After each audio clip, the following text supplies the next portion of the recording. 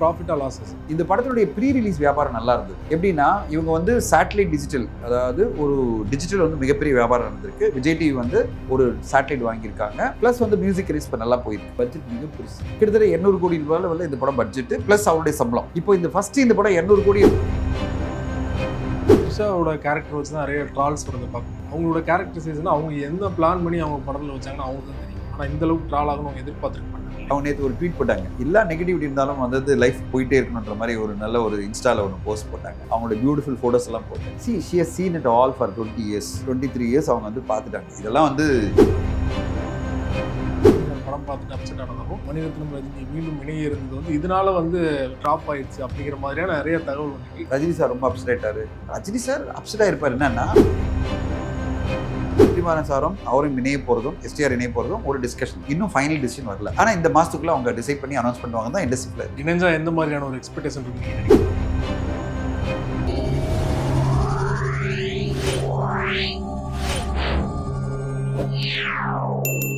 Media circle நேயர்களுக்கு வணக்கம். இன்றைக்கு நம்மோடு நேர்காணலுக்காக தயாரிப்பாளர் பாஃப்டா தனஞ்சயன் அவர்கள் நம்மோடு இணைந்திருக்கிறார். அவரோடு பேசலாம். சார் வணக்கம். வணக்கம். தக் லைஃப் திரைப்படம் வெளியாகி கிட்டத்தட்ட ஒரு வாரம் ஆக போகுது.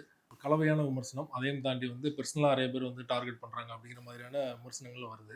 இது நாள் வரைக்கும் எவ்வளோ சார் கலெக்ட் பண்ணியிருக்கு படம்? அவங்க கலெக்ஷன் அஃபிஷியலாக அவங்க கொடுக்கல, அதனால் நம்மளால் வந்து ஒரு சரியான ஒரு கணிப்பாக நம்ம சொல்ல முடியல. மேபி வேர்ல்டு வைட் ஒரு 90 crores 100 crores இருக்கலாம். அது வந்து இன்னைக்கு நம்ம ஒரு வாரம் முடியுது நம்ம பேசிட்டு இருக்கும்போது.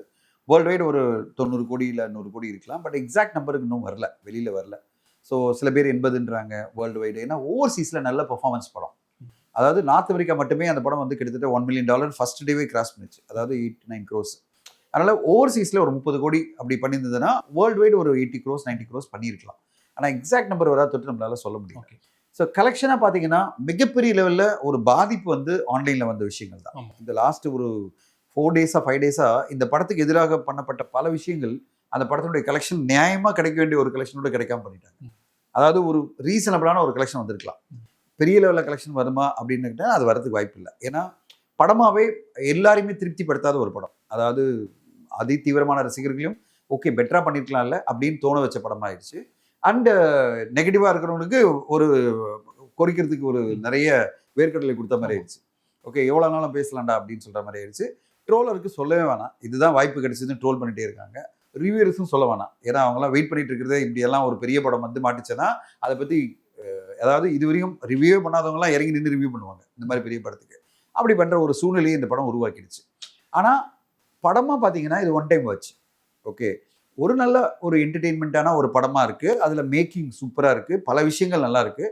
ஆனால் எக்ஸ்பெக்டேஷன் ஓரளவு பெருசாக இருந்ததுல்ல, ஒன்றும் பெரிய எக்ஸ்பெக்டேஷன். ஒரு விஷயம் சொல்லணும்னா அந்த படம் வெளிவர அன்னைக்கு தேர்ஸ்டே அன்னைக்கு ஒரு இந்தியனை விட பெட்டரான ஒரு படமாக இருக்கணும்னு அவங்க பண்ணியிருக்காங்கன்னு ஒரு கவர் ஸ்டோரி வருது. அது வந்து கமல் சாருடைய வார்த்தைகளில் வருது. இந்தியனோட பெஞ்ச்மார்க்கை வச்சு அதை விட பெட்டரான ஒரு படம் வரும்போது அப்போ ஒரு பெரிய எதிர்பார்ப்பு உருவாக்கின ஒரு படமாக இருக்கிறதுட்டு அந்த எதிர்பார்ப்பை பூர்த்தி பண்ணாத ஒரு சூழ்நிலையில் பல பேர் இறங்கி நின்று அடிக்கிற மாதிரி ஒரு சூழ்நிலை வந்துட்டு தான் இதுக்கு நியாயமாக கிடைக்க வேண்டிய வசூல் கூட கிடைக்காம போயிடுச்சு. இது கொஞ்சம் இன்னும் கொஞ்சம் சில விஷயங்கள் லெங்க்த்து கொஞ்சம் கம்மியாக வச்சுட்டு கதை இன்னும் கொஞ்சம் ஃபோக்கஸ்டாக அந்த என்டர்டெயின்மெண்ட் வேல்யூ காம்ப்ரமைஸ் பண்ணாமல் ஒரு படமாக இருந்ததுன்னா இதை விட நல்லா பெட்டர் பண்ணியிருக்கலாம். ஸ்டில் படம் வந்து ப்ராஃபிட்டா லாஸஸ் அதுவும் நம்மளுக்கு ஒன்றும் புரியல. என்ன காரணம்னா இந்த படத்தினுடைய ப்ரீ ரிலீஸ் வியாபாரம் நல்லா இருந்தது. ஓகே எப்படின்னா இவங்க வந்து சேட்டலைட் டிஜிட்டல், அதாவது ஒரு டிஜிட்டல் வந்து மிகப்பெரிய வியாபாரம் நடந்திருக்கு. விஜய் டிவி வந்து ஒரு சேட்டலைட் வாங்கியிருக்காங்க. ப்ளஸ் வந்து மியூசிக் ரிலீஸ் நல்லா போயிருக்கு. இப்போ மீதி எல்லாமே இவங்க வந்து மினிமம் கேரண்டியில் விற்றாங்களா இல்லை அட்வான்ஸில் விற்றாங்களா நமக்கு தெரியல. இப்போ அட்வான்ஸ் வாங்கி தான் விற்றுந்தான் வச்சுங்களேன், இப்போ எல்லாருக்கும் திருப்பி கொடுக்கணும். அப்படி வரும்போது நம்மளுக்கு ஒரு கேரண்டி வராது. அந்த படத்தினுடைய பட்ஜெட் மிக பெருசு, கிட்டத்தட்ட 200 கோடி ரூபாயில் இந்த படம் பட்ஜெட் ப்ளஸ் அவருடைய சம்பளம். இப்போ இந்த ஃபர்ஸ்ட் இந்த படம் 200 கோடி ரெக்கவரி பண்ணியிருக்குமான்னு நமக்கு தெரியல. அப்படி இருக்கும்போது அப்போ அவருடைய சம்பளம் கிடைக்காம போகுது இல்லை. கமல் சாருடைய சம்பளம்ன்றது ஒரு 100 கோடி எடுத்துக்கிட்டாலும் 300 கோடி டோட்டல் பட்ஜெட் ஆகுது. அப்போ 200 கோடியே ஃபர்ஸ்ட் இந்த படம் வந்து டோட்டலாக ரெக்கவரி பண்ணியிருக்குமா நம்மளுக்கு சரியான நம்பர்ஸ் வரமாட்டேங்குது. அப்படி இருக்கும்போது இது வந்து பிரேக் ஈவனாக கேட்டிங்கன்னா கமல் சார் சம்பளம் இல்லாமல் ஒரு பிரேக் ஈவன் இருக்கலாம். கரெக்டுங்களா? கமல் சார் சம்பளம் இல்லாமல், ஏன்னா அவருடைய ஓன் ப்ரொடக்ஷன்னால ஒரு பிரேக் ஈவன் வரதுக்கான வாய்ப்பு இருக்குது. ஆனால் அதை தாண்டி இந்த படம் எவ்வளோ கலெக்ட் பண்ணோம், அவர் ப்ராஃபிட்டபிள் அமையன்றதெல்லாம் கொஞ்சம் வெயிட் பண்ணி தான் பார்க்கணும். ஏன்னா சில விஷயங்கள் நம்மளுக்கு தெரியல. அதாவது எம்ஜின்றது எவ்வளோ கொடுத்துருக்காங்க, கேரண்டி எவ்வளோ பணம் இவருக்கு வரப்போகுது அப்படின்னு நம்மளுக்கு கிளாரிட்டியாக வரல. மணிரத்னம் சார் வந்து ஃபர்ஸ்ட் காப்பி தான் பண்ணிக்கலாம். ஃபர்ஸ்ட் காப்பி தான் அவருக்கு, ஃபர்ஸ்ட் காப்பி தான் அவருக்கு. இந்த படத்தில் எந்த விதத்துலையும் வந்து பிரச்சனையே கிடையாது. ஏன்னா அது ராஜ்கமல் ஃபிலிம் இன்டர்நேஷனல் வந்து ஃபர்ஸ்ட் காப்பி பேசிஸில் மணிரத்னம் சார்கிட்ட ஒரு பட்ஜெட் கொடுத்து அவங்க பண்ணியிருக்காங்க. அதுக்கு வந்து ஃபண்டிங் சப்போர்ட் எல்லாம் ரெட் ஜெயின் பண்ணியிருப்பாங்க. ரெட் ஜெயினுடைய ரோல் வந்து ஒன்லி ஃபண்டிங் தான். டிஸ்ட்ரிபியூஷன் ரைட்ஸை வச்சுக்கிட்டு அவங்க அதுக்கு ஃபண்ட் பண்ணியிருக்காங்க. அதுக்கு அவங்க பேர் வருது. அவங்க எந்த விதத்திலும் இந்த படத்தில் ஃபைனான்ஷியல் ரிஸ்க் அவங்க எடுக்கல. மெட்ராஸ் டாக்கீஸும் ஃபைனான்ஷியல் ரிஸ்க் எடுக்கல. இன்ஃபேக்ட் மெட்ராஸ் டாக்கீஸ் ஃபர்ஸ்ட் காப்பியில் எடுக்கும்போது அவங்களுக்கு ஒரு மார்ஜின் இருக்கும். 10% இருக்கலாம், 20% இருக்கலாம். ஒருவேளை 150 கோடி ரூபாய் ஃபர்ஸ்ட் காப்பி வச்சிங்களேன், அவங்களுக்கு 10% மார்ஜினாலும் 15 கோடி கிடைச்சிருக்கும். ஸோ அதனால் மெட்ராஸ் டாக்கீஸ்க்கோ இல்லை ரெட் ஜெயின்ட்டுக்கோ இதனால எந்த பிரச்சனையும் இல்லை. பிரச்சனை ஃபுல்லாக ராஜ்கமல் ஃபிலிம் இன்டர்நேஷனல் தான் வருது. அதுக்கு மிக முக்கியமான காரணம் ஒரு டைம் வாட்ச் படம், ஓரளவு அதாவது குவாலிட்டியான படத்தை இவ்வளோ தரம் தாழ்ந்து விமர்சனம் பண்ணி பார்க்கவே விடக்கூடாதுன்னு ஒரு குரூப் இறங்கி பண்ணாங்க பார்த்தீங்களா, அதுதான் வந்து மிகப்பெரிய ஷாக்காக இருக்குது. இது தொடர்ந்து நடந்துட்டு இருக்கு. பல படங்கள் நடந்துட்டு இருக்கும்போது நம்மளுக்கு ஒரு சின்ன என்ன சொல்றது, இது இன்னும் எந்த மாதிரி போகுது, இனிமே எந்த லெவலில் இனிமேல் நடக்க போகுது, வரப்போகிற பெரிய படங்களுக்குலாம் என்ன மாதிரி ஒரு சுச்சுவேஷன் வருன்ற ஒரு பெரிய வரியும் நம்மளுக்கு வந்து நிற்குது. ஒரு ஆக்டரையும் தாண்டி கிரியேட்டராக கமலஹாசன் அவர்கள் பண்ண படங்கள் எல்லாமே வந்து ஒரு பெஞ்ச் மார்க் அப்படின்னு சொல்லலாம். ஹேராம்ல தொடங்கி விரும்மாண்டி, இந்த சகோதரம் படம் தொடர்பாக வந்து KS ரவிக்குமார் சமீபத்தில் கூட பேட்டி கொடுத்திருந்தாரு. அந்த பேட்டியில் அவ்வளோ டீட்டெயிலும் Kamal sir scene by scene வந்து அவரே வந்து உழைச்சார் அப்படின்னு பேசியிருந்தது. இப்போ இந்த படத்தில் பார்த்தீங்கன்னா ஸ்க்ரீன் பிளே வந்து கமல் சார் சேர்ந்து தான் பண்ணியிருக்காரு. ஸோ எந்த இடத்துல இந்த அளவுக்கு ட்ரால் பண்ணப்படுறதுக்கு என்ன காரணம் நினைக்கிறீங்க? அப்படி ஒரு அஜெண்டாவை தாண்டி ஒரு அஜெண்டா ஒன்று இருந்தது, அது ஒரு விஷயம். நம்மளே சொல்லிட்டோம். ஒரு படம் என்பது பார்த்தீங்கன்னா ஒரு ஸ்ட்ராங்கான ஒரு கான்ஃப்ளிக்ட் நம்மளுக்கு கிரியேட் ஆகும். ஓகே, அந்த ஸ்ட்ராங்கான கான்ஃப்ளிக்ட் கிரியேட் ஆல வச்சுங்களேன், ஒரு திரைக்கதையை நம்ம அனலைஸ் பண்றோம் அப்படின்னு எடுத்துக்கிட்டீங்கன்னா, ஒரு கான்ஃப்ளிக்ட் இந்த படத்துல யாருக்கும் கான்ஃப்ளிக்ட். இப்போ ஒரு கேள்வி நம்மளுக்கு எப்படி வருதுன்னா, ஒரு நாசர் சார் கேரக்டர் இவருடைய அண்ணனா இருக்காரு. அவருடைய மகளுக்கு நடந்த ஒரு தீங்குக்காக இவர் பழி வாங்குறாரு, ஒருத்தனை கொலை பண்றாரு. அவர் அண்ணனுக்கு நல்லது பண்றாரா கெட்டது பண்றாரா? நல்லதான் பண்றாரு. ஆக்சுவலி பாத்தீங்கன்னா அவர் தான் கொலை பண்ணணும். ஓகேங்களா?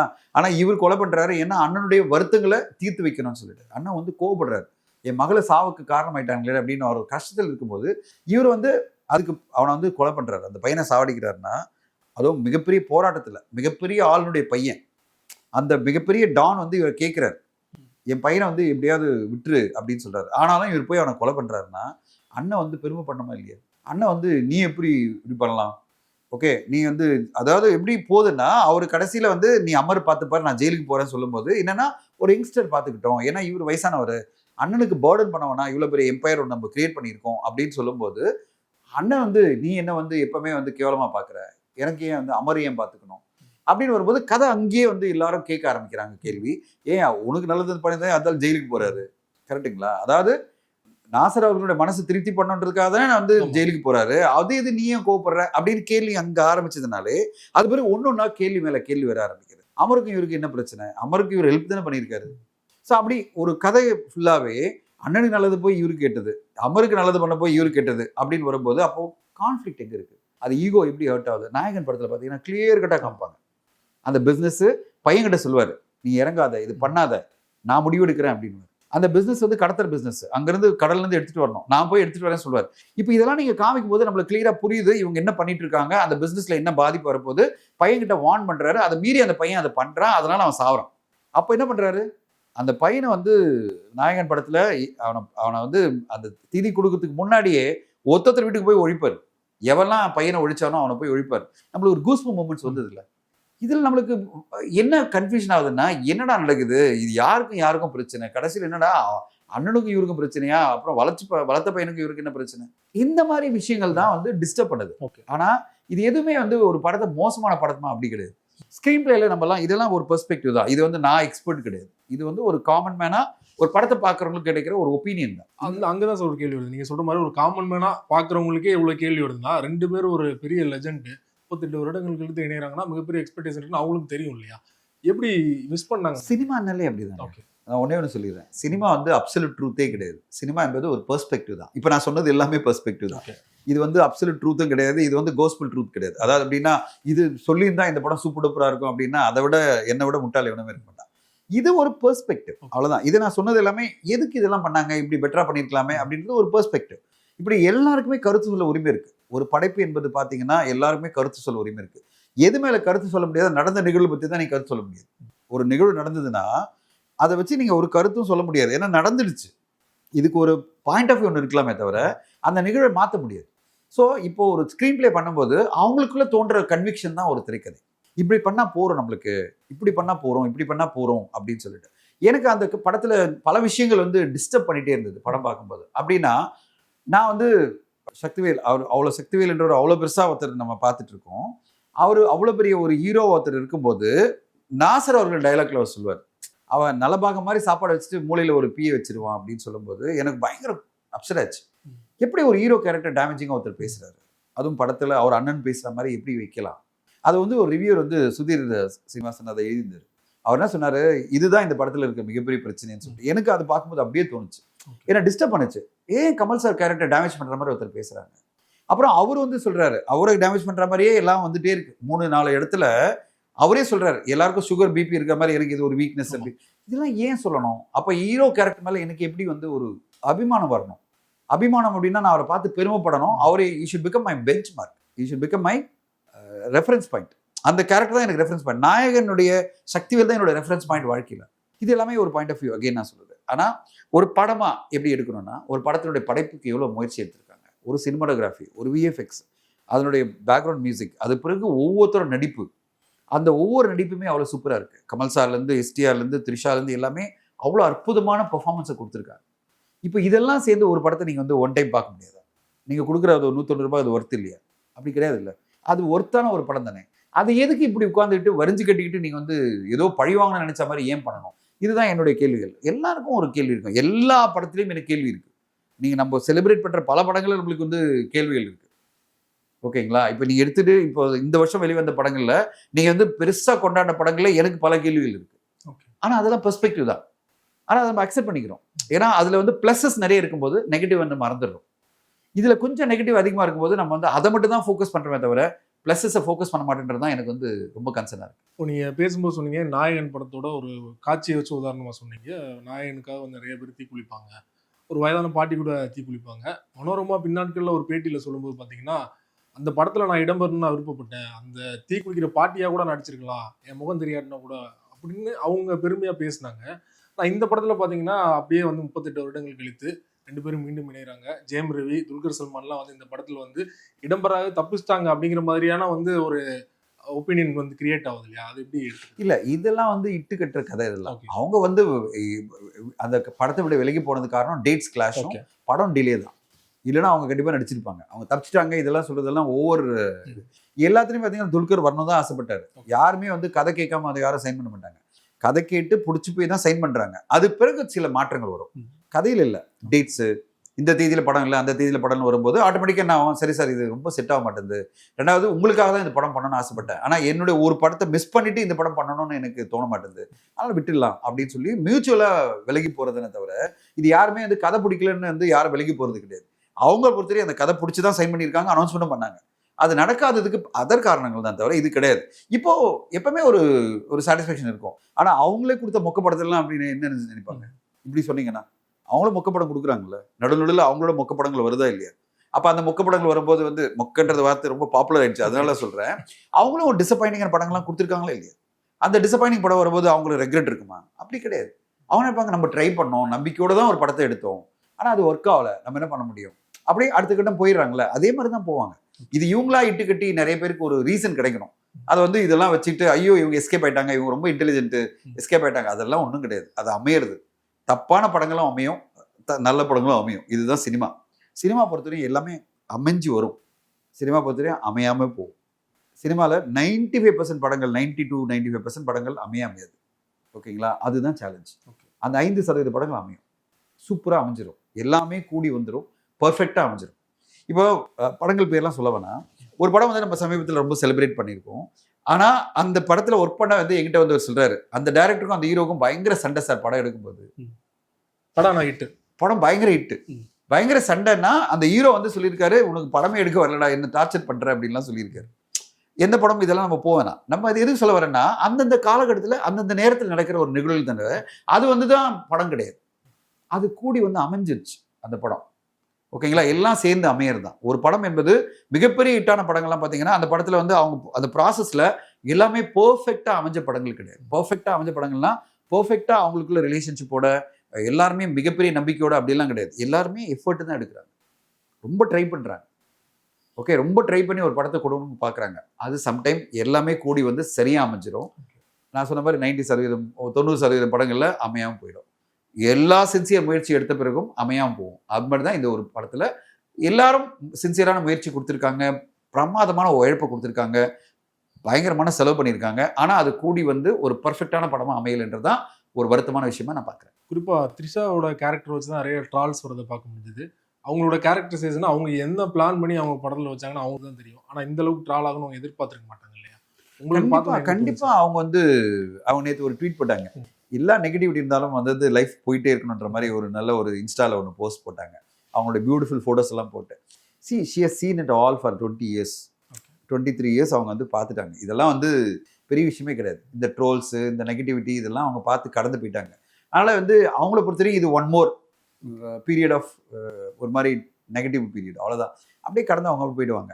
அவங்க வந்து இதை வந்து கண்டுக்கே போகிறதில்ல. ஆனால் இவங்க வேலை வெட்டி இல்லாமல் திருப்பி திருப்பி கமெண்ட் பண்ணிகிட்டே இருப்பாங்க. அவங்க அதெல்லாம் படிச்சுட்டே தான் வச்சுங்களேன், அவங்க ரொம்ப டிப்ரெஸ் ஆகிடுவாங்க. அதனால் அதெல்லாம் படிக்க மாட்டாங்க. பல செலிபிரிட்டிஸ் வந்து இதெல்லாம் படிக்க மாட்டாங்க. அவங்க வந்து கமெண்ட்ஸே டிசேபிள் பண்ணிவிட்டு அவங்க போயிட்டே இருப்பாங்க. ஏன் கமெண்ட்ஸை டிசேபிள் பண்ணுவாங்கன்னா அவங்களுடைய கான்ஃபிடன்ஸே வந்து டிஸ்ட்ராய் பண்ணிட்டு இக்னோர் பண்ணுறாங்க. அவங்க கம்ப்ளீட்டாக பார்க்கவே மாட்டாங்க. கமெண்ட்ஸை டிசேபிள் பண்ணிட்டு அவங்களுக்கு எதுவுமே தெரியாது இல்லை, எவனா சொல்லிட்டு போகிறான் நம்ம எது கண்டுக்கணும் அப்படின்னு. ஆனால் அதுக்காக வந்து அவங்க இக்னோர் பண்ண மாட்டாங்க. அவங்களுக்கு தெரியும் நம்ம ஏதோ மிஸ் பண்ணிட்டோம், இது தவறான ஒரு நம்பிக்கையில் போயிட்டோம் அப்படின்னு அவங்களுக்கு தெரியும். ஆனால் அதை வந்து அவங்க ஒன்றும் பண்ண முடியாது. நடந்ததை வந்து ஒன்றுமே மாற்ற முடியாது. சரி, அடுத்ததாக வரும்போது இன்னும் கொஞ்சம் கேர்ஃபுல்லாக பண்ணுவோம், அவ்வளோதான். அவங்க கரியர் இன்னும் பெருசு, இன்னும் 15 வருஷம் 20 வருஷம் நடிக்க போகிறாங்க. அப்படி இருக்கும்போது அவங்களுக்கு அது வந்து ஒன் மோர் ஒரு லேர்னிங் பாயிண்டாக தான் பார்ப்பாங்களே தவிர இது வந்து ஒரு பெரிய நெகட்டிவாலாம் பார்த்துட்டு டிப்ரெஸ் ஆகும். இந்த படம் வெளியானதுக்கு அப்புறமா பார்த்தீங்கன்னா ரஜினி சார் அப்படி ஒரு தகவல் இருக்கு, ரஜினி சார் படம் பார்த்துட்டு அப்செட் ஆனதாகவும் மணிரத்னம் ரஜினி மீண்டும் இணைய இருந்தது வந்து இதனால வந்து டிராப் ஆயிடுச்சு அப்படிங்கிற மாதிரியான நிறைய தகவல் வந்துட்டு இருக்கு. என்ன சார்? எதுவுமே உண்மை கிடையாது. ஓகே, எதுவுமே உண்மை கிடையாது. இது எல்லாமே இட்டுக்கட்டி பேசுகிற விஷயங்கள் தான். ஆளாளுக்கு ஒரு ஒரு ஈஷம் சொல்லுவாங்கள்ல, சும்மா பேசி விடுங்க. ரஜினி சாரும் மணி சாரும் எப்பவுமே பேசல. மணி சாரே அவரோட இன்டர்வியூல சொல்லியிருக்காரு அது அமையணும், அந்த மாதிரி ஒரு கதை அமையணும், பிளான் இருந்துச்சானா? அதெல்லாம் கிடையாது. அவர் வந்து மணி சார் வந்து என்ன பிளான்னா, இது திருப்பி 37 வருஷம் கழிச்சு ஒரு படம் பண்றதுல இது பண்ணுவோம், அடுத்ததான் இன்னொரு படம் பண்ணுவோம். அவர் முன்னாடியே சொல்லிட்டாரு வேற ஒரு படம் பண்ண போறது, ஒரு ஒர்க் பண்ணிட்டு இருக்கோம் அப்படின்னாரு. அது ரஜினி சார் படம் இல்லை. ரஜினி சார் கூட ஒர்க் பண்ணணும் எல்லாருக்கும் ஆசை இருக்கும், அவ்வளவுதானே தவிர மற்றபடி இப்பயே பண்ணணும் அவசியம்லாம் கிடையாது. இந்த படத்தினுடைய தோல்வினால மணி சாரை வந்து அவர் குறைச்சி மதிப்பிட போறதும் இல்லை. இது எல்லாமே ஏஷியங்கள், அதாவது ஆளாளுக்கு ஒரு இட்டுக்கட்டி ஒரு கதை சொல்லிக்கிட்டு ரஜினி சார் ரொம்ப அப்செட் ஆயிட்டாரு. ரஜினி சார் அப்செட் ஆயிருப்பாரு என்னன்னா, 2 பேருமே பிடிச்சவங்க அவருக்கு. கமல் சாரை ரொம்ப பிடிக்கும், மணி சார் ரொம்ப பிடிக்கும். என்னடா இவங்க இவ்வளோ கஷ்டப்பட்டு எடுத்த படத்தை சரியா அமையலையே, அவங்க இவ்வளோ எஃபர்ட் போட்டாங்களே, நான் ரொம்ப எதிர்பார்த்தேன் இந்த படம் நல்லா ஒர்க் ஆகணும். அது வந்து தன்னோட மணி சார் அடுத்த படம் பயணிப்பாருக்காக அந்த இது கிடையாது. நண்பர்கள் 2 பேருடைய படம் வந்து வருது, அந்த படம் வந்து இப்படிப்பட்ட ஒரு கலவையான விமர்சனம் வருது, அதோட முக்கியமாக இவ்வளோ பேர் ட்ரோல் பண்ணிட்டு இருக்கும்போது அவருக்கு காதுக்கு போயிருக்கும்ல, எல்லாரும் சொல்லியிருப்பாங்க. அப்போ அவருக்கு சின்னதாக ஒரு டிஸ்டர்ப் ஆயிருக்கும், அவ்வளோதான். அதோட அவர் கடந்து போயிட்டே இருப்பார். அவரும் அதை விட்டுட்டு சரி ஓகே நம்ம படத்துக்கும் தான் வருது. லால் சலாம் வரும்போது எல்லாரும் போட்டு ட்ரோல் பண்ணியிருந்தாங்க. வேட்டையன் வரும்போது அவர் டைரக்டரே சொன்னார், இந்த படத்தை வந்து ரிலீஸ் ஆன உடனே ஓவர்சீஸ்லேருந்து ஆரம்பித்து இங்கேருந்து படம் ரிலீஸ்க்கு முன்னாடியே ஜட்ஜ்மெண்ட் பாஸ் பண்ணுறானுங்க அப்படின்னு சொன்னார். அந்த படம் வந்து ஒர்க் ஆகாது இந்த மாதிரி அப்படி இப்படின்னு போட்டானுங்க அப்படின்னு. ஸோ அவர் அப்செட்டாக பேசினார்ல. அப்போ ரஜினி சாருக்கு தெரியும்ல, நம்ம படத்துலையும் இதை பார்த்துட்டு இருக்கோம், ரொம்ப சேலஞ்சாக இருக்குது, ஒரு டைம்லையும் ஒரு படமே ஒரு சேலஞ்சாக இருக்குன்னு அவர் தெரியும். ஆனால் இவ்வளோ மோசமாக வருமா ஒரு நிலைமை, வந்து இவ்வளோ மோசமாக வந்து மோசமான விமர்சனங்கள் வருமா அப்படின் போது அவருக்கு ஒரு சின்ன ஷாக் இருக்கும். அதை வந்து அவருக்கு ஒரு அலர்ட்டாகவும் இருக்கும். இப்போ அடுத்ததான் நம்ம அந்த மாதிரி சான்ஸ் கொடுத்துடக்கூடாது, அப்போ நம்ம வந்து இந்த படத்தை வந்து இன்னும் தீவிரமாக நம்ம பார்க்கணும். அப்போ என்ன சொல்லுவார், கண்டிப்பாக டப்பிங் முடிஞ்சோடனே எனக்கு படத்தை காமிச்சிருங்க, எது கூலி படத்தை நான் ஒரு தடவை பார்த்துடுறேன், ரிலீஸ்க்கு முன்னாடி நான் கண்டிப்பாக 10 நாள் 5 நாள் முன்னாடி நான் பார்த்துடுறேன், இதெல்லாம் சொல்கிறதுக்கு வாய்ப்பு இருக்குது. இதை நம்ம சொல்லலாம். ஏன்னா ரஜினி சார் சொல்லுவார், நம்ம அசீவ் பண்ணிக்கோனா பர்ஃபெக்டான ஒரு படமாக வந்துடும் சொல்லிட்டு நம்ம என்ன பண்ணுவோம், இந்த படத்தை 10 நாள் முன்னாடி பார்ப்போம். அது பிறகு என்னென்ன ஏதாவது சேஞ்சஸ் பண்ணனா, ஏன்னா அவருக்கு சரியான கமர்ஷியல் ஃபிலிம் ஜட்ஜ்மெண்ட் இருக்குது ரஜினி சாருக்கு. அவரும் முன்னாடி படத்தை பார்த்தேன்னா சரியாக அமைஞ்சிச்சுன்னா ஓகே வெரி குட் நல்லா பண்ணியிருக்கப்பா கண்டுபிடிச்சிட்டு வாழ்த்து சொல்லி போயிடுவார். இல்லைன்னு சொன்னால் இது மாற்றங்கள் பண்ணுங்க, ஆனால் அது வெளியில் வராது தகவல், அது வரப்போகிறதும் இல்லை. பாராட்டினது மட்டும் பாராட்டம் வந்துடும், ஆனால் ஏதாவது ஃபீட்பேக் இருந்தாலும் அது வெளியில் வரப்போகிறதே கிடையாது. அவங்களுக்குள்ளே சேர்ந்து அதை எப்படி வந்து மாடிஃபை பண்ணி நம்ம பண்ணிடலாம் அப்படின்னு பண்ணுவாங்க. 10 நாள் முன்னாடிக்குள்ளே ஏதாவது சென்சருக்கு முன்னாடியே ட்ரை பண்ணுவாங்க. ஏன்னா சென்சர் ஃபர்ஸ்ட் காப்பி ரெடியான உடனே சென்சருக்கு நம்ம அனுப்புறதுக்கு முன்னாடி நம்ம பார்த்துடலாம். ஏன்னா சென்சர் போயிடுச்சுன்னா அப்புறம் திருப்பி உட்காந்து கரெக்ட் பண்ணுறது ரொம்ப டைம் ஆகும். ஸோ அதனால் இதெல்லாம் பண்ணுறதுக்கான வாய்ப்பு இருக்குமே தவிர, இந்த படத்துக்கு நடந்த இந்த நிகழ்வுகள்லாம் பார்த்துட்டு ரஜினி சார் பண்ணக்கூடிய வாய்ப்புகள் என்ன இருக்குன்னா இதுக்கு மட்டும்தான். ஒருவேளை அவருக்கு லோகேஷ் கனகராஜ் அதெல்லாம் இல்லை பிரச்சனையே கிடையாது, எனக்கு கதை ரொம்ப பிடிச்சிருக்கு, லோகேஷ் அவர்கள் நல்லா பண்ணிடுவார் அப்படின்னு நம்பிக்கையோட விட்டார்னா அதுவும் பாசிபிள். ஆனால் ஒரு வார்னிங்காக இந்த நடக்கிற நிகழ்வுகள்லாம் ஒரு வார்னிங் சிக்னலாக மாறி இருக்கலாம், ஒரு அலர்ட்டை கொடுத்துருக்கலாம். வேண்டாம் நம்ம வந்து ஓவர் கான்ஃபிடென்ஸில் போயிட வேணாம், ஒரு தடவை நம்ம பார்த்துருவோம், 5 நாள் முன்னாடி பார்த்துட்டு சென்சர் முன்னாடி பார்த்துட்டு ஏதாவது ஃபீட்பேக் கொடுத்துட்டு அதை கரெக்ட் பண்ண பிறகு சென்சர் போய்க்கலாம் அப்படின்ற ஒரு ஸ்டாண்ட் எடுக்கிறதுக்கான வாய்ப்புகள் இருக்குது. வாய்ப்புகள் தான் நான் சொல்கிறத விட நடக்கும்னு நான் சொல்ல மாட்டேன். அதனால் இதெல்லாம் மணி சார் அவரோட பண்ண போகிறாரு, அவர் வந்து அப்செட் ஆகிட்டு எல்லாம் ஒன்றும் கிடையாது. ஒரு இண்டஸ்ட்ரியில் எல்லாருக்குமே இப்போ நான் ஏன் பேசிகிட்டு இருக்கேன், எனக்கும் வந்து தக் லைஃப்க்கு என்ன சம்மந்தம் இருக்குது? தக் லைஃப் வந்து வெற்றி தோல்வி எந்த விதத்துலையும் என்ன பாதிக்கப்பட போகிறதில்ல, கரெக்டுங்களா? ஆனால் இண்டஸ்ட்ரி பாதிக்கும். அந்த இண்டஸ்ட்ரியில் ஒரு ஆளாக இருக்கிற எனக்கும் பாதிக்கும். அப்போ என்ன அப்படி தான் பாதிக்குது. ஐயோ இண்டஸ்ட்ரி வந்து திருப்பி ரெக்ரெசிவ் மோடில் போகுது.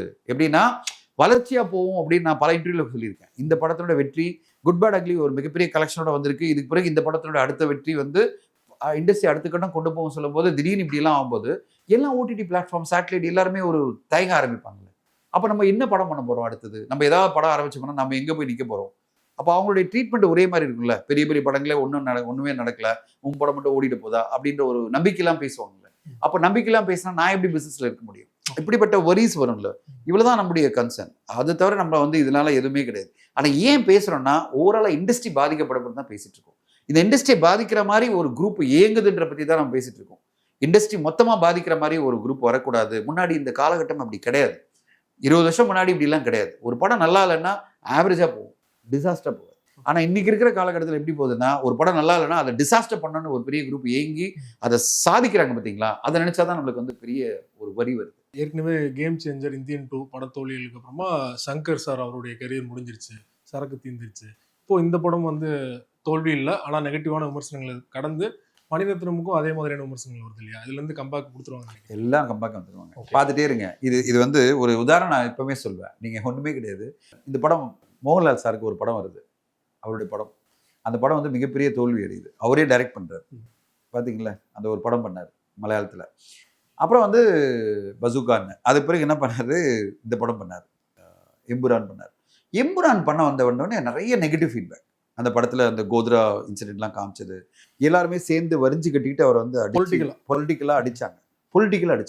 ஏன்னா மொத்த குரூப்புமே பொலிட்டிக்கலா மோகன்லால் சாரை டார்கெட் பண்ணாங்க. அப்போ அவர் வந்து ஒரு சின்ன அப்செட்ல இருந்தார். அவர் எதுவுமே சொல்லலை, எங்குமே எதுவுமே பண்ணல.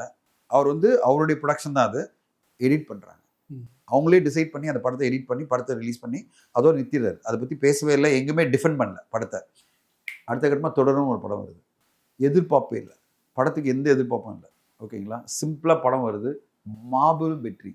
மலையாள சினிமாவுடைய இண்டஸ்ட்ரி ஹிட்டாக மாறுது. இண்டஸ்ட்ரி ஹிட், ப்ரொமோஷன் கிடையாது, எந்த இதுவும் பண்ணல, குவைட்டாக ரிலீஸ் பண்ணுறாரு, பெரிய வெற்றி கொடுக்குறாரு. அந்த வெற்றி காரணம் என்ன? அடித்தளத்தில் இருக்கிற எல்லா மக்களுக்குமே அவர் பேரில் மிகப்பெரிய அன்பு இருக்குது. அந்த படம் உங்களை திருப்திப்படுத்தலை, பொலிட்டிக்கலாக சில விஷயங்களை பண்ணிடுச்சுன்றது ஒரு சின்ன ஸ்லிப்பு தான் அவங்க கரியரில். அது ஒரு ஸ்லிப் ஆஃப் த மூமெண்ட், அவ்வளோதானே தவிர அவங்க மொத்தமாக கரியர் முடிஞ்சிச்சின்னு சொல்கிறதெல்லாம் முட்டாள்தனம். யாருடைய கரியரும் முடியாது. அவங்களா டிசைட் பண்ணி விலகினா தான் உண்டு. அவங்க கரியர் திருப்பி சக்ஸஸ் ஆகிட்டே இருப்பாங்க. பல தோல்விகளை பார்த்தவங்க, அவங்க பல வெற்றிகளை பார்த்தவங்க, அவங்களுக்கெல்லாம் இதெல்லாம் வந்து பார்ட் ஆஃப் த ஜேர்னி. அந்த ஜேர்னியில் அவங்க பார்க்குற ஒரு தடங்கள், அவ்வளோதான். மற்றபடி இது எந்த விதத்துலையும் அவங்கள பாதிக்க போகிறதில்ல. அவங்க திருப்பி கம்பேக் பண்ணுவாங்க. சங்கர் சார் இருந்தாலும் சரி, மணி சார் இருந்தாலும் சரி, they will come back in a big way. இந்த தோல்விகள் என்னன்னா அவங்களுக்கு இன்னொரு என்ன சொல்றது, ஒரு லேர்னிங்கை கொடுக்குது. அதாவது ஓகே, நம்ம அது இதெல்லாம் வந்து அசியூம் பண்ணிக்கூடாது. நம்மளுக்கு பர்ஃபெக்டான ஒரு படத்தை கொடுத்தா தான் இந்த ரசிகர்கள் வந்து மனநிலை பெருசாக மாறி இருக்கு. அவங்களுக்கு உலக அனுபவம் நிறைய இருக்குது, உலக சினிமா அனுபவம் நிறைய இருக்குது. அவங்களோட எதிர்பார்ப்புகள் மிக பெருசாகிடுச்சு. அப்போ நம்ம எதிர்பார்ப்பு வந்து இப்போ நம்மளுக்கு தோன்றது மட்டுமே ஃபைனல் கிடையாது. அவங்களுக்கு என்ன தோணுதோ அதை மீட் பண்ண வேண்டிய கட்டாயம் இருக்குது. அப்போ நம்ம எவ்வளோ உழைக்கணும், அப்போ நம்மளோட சுற்றி இருக்கிற டீம் எவ்வளோ டேலண்டடாக இருக்கணும். அதாவது நம்முடைய அசிஸ்டன்ட் டைரக்டர்ஸ் எல்லாருமே மிகப்பெரிய டேலண்டாக இருக்கணும், அசிஸ்டன்ஸாக மட்டும் இருக்கக்கூடாது.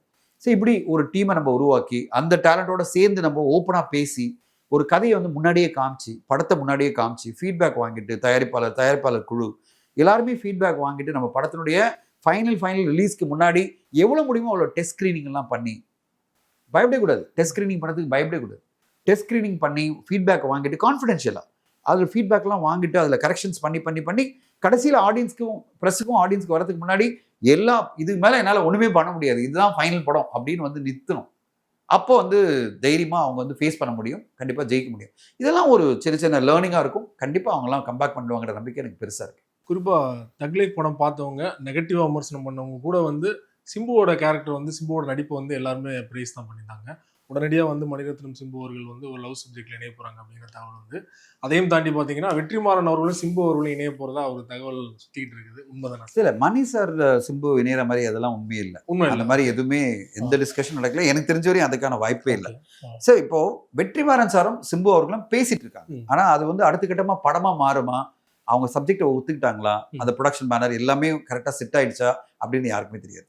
பேசிட்டு இருக்காங்க, அது மட்டும் தான் எனக்கு தெரியும். அவங்க டீம்ல நான் பேசும்போது நான் கேட்கும்போது, சார் எல்லார்ட்டும் பேசிட்டு இருக்கோம் சார், அடுத்த படம் உடனே ஆரம்பிக்கணும், ஜூலைல ஷூட் போகணும். ஸோ இப்போ திடீர்னு டான் பிக்சர்ஸ்க்கு வந்து ஒரு சின்ன தடங்கள் வந்துட்டு அவங்க உடனே அந்த படத்தை ஷூட்டிங் போக முடியல.